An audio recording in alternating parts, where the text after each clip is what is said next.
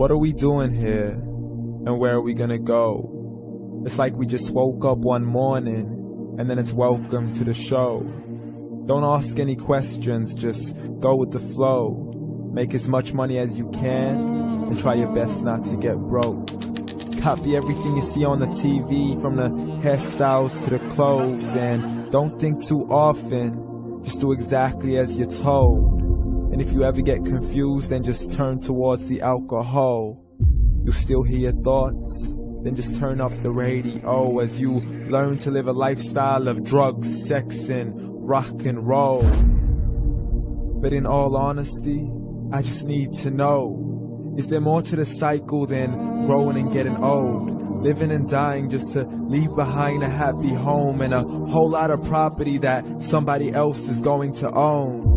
I just really need to know before the casket's closed, 'cause I'm not willing to gamble with my soul, nor am I ready to take any chances. These are just simple life questions and I'm just searching for some answers. Like, what are we doing here? And what is our purpose? How did we get here, and who made us so perfect? And what happens once we go, or is this world all really worth it? Questions we don't answer because apparently we don't really have to. There's no purpose to this life and our existence is merely natural. Then in that case, please let me ask you, did you create yourself or was it somebody else who had fashioned you? 'Cause you're a being that's impeccable, faultless and unparalleled. You're a product of supreme intelligence and I'm merely being rational. For there isn't a camera on this earth that can come close to the human eye, nor a computer that can compete alongside the human mind. And if the whole world was to come together, we wouldn't be able to create a single fly.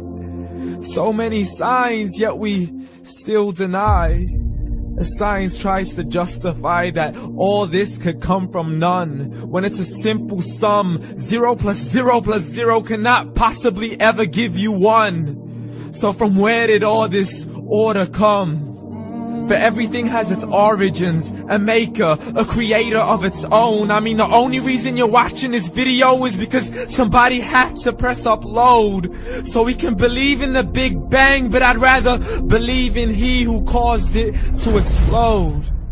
Allah, the creator of everything along with every single soul. The ever-living, the master, the only one who is in control. Unlike his creation, beyond our imagination. And no, he's not a man, nor does he have any partners in association. He's on his own. And no, he did not ever leave us alone. Just like every manufacturer, he left us with an instruction manual. The Quran and Islam, and I'm sorry to jump to conclusions, but it's the only one possible. The only definition of God is the one and only supreme being. It's logical, a book with 0 contradictions, with miracles that are both scientific and historical, all revealed over 1400 years ago.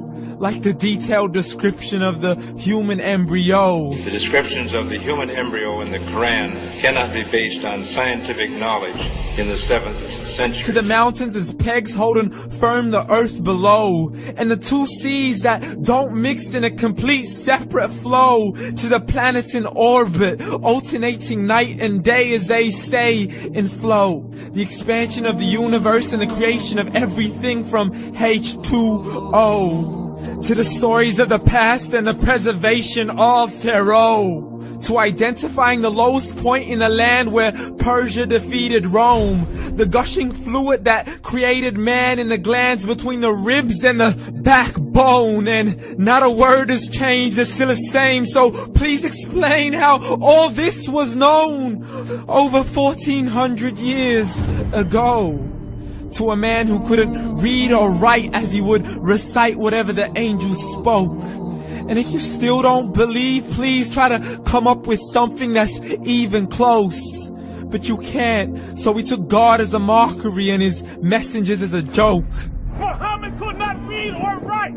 How somebody who can't read or write gonna start a religion? Dismissed his scriptures as legends and tales of the ancient folk as we live life according to our whims, desires, and hopes. saying this life is the only home we will ever know. We will live then die then simply turn to bones. YOLO! Correction, after the grass dies, the rain arrives and it regrows, and Allah promises to do the same thing to your very soul and bring you back from your very fingertips to your toes, as the all-seeing supreme being watches us so close, and we are surely being tested in our wealth, our health, and our self, and everything that we've been blessed with. So believe, for we will surely be resurrected and be brought back to our Lord and account for every single deed, as He hands us our books and